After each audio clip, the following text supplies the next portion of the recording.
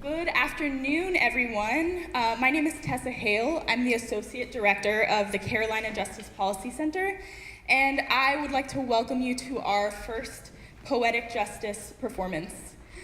You'll see from the programs that we have got a great lineup today. You'll also see a pledge card for donations tucked into that, so we'll tell you a little bit about that later, but just wanted to make sure that you noticed that as well.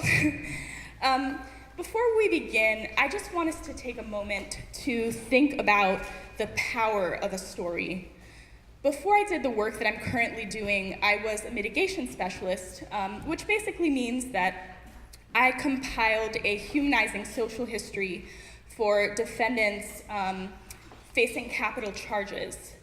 And from that work, I learned that stories can literally save lives. They can make us feel connected, they can put a face on people's suffering, and they can call us to action.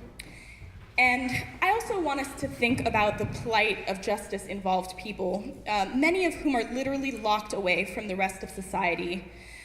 When we look, for example, at family separation happening at the border right now, all that our government has to do to justify to so many people treating immigrants the way that we treated slaves, ripping their families apart, shipping their children away, is to call them criminals.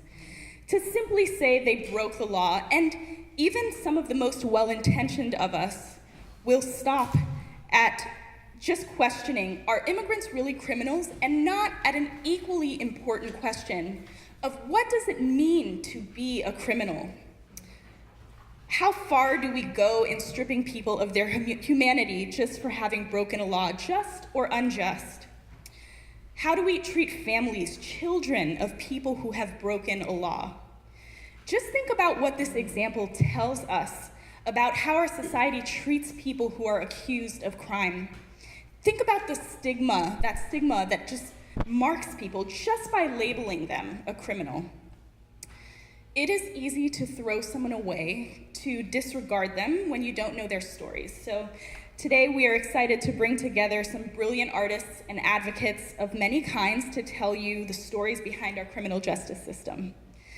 Some of the advocates are people you might traditionally think of as advocates, the attorneys, the community organizers.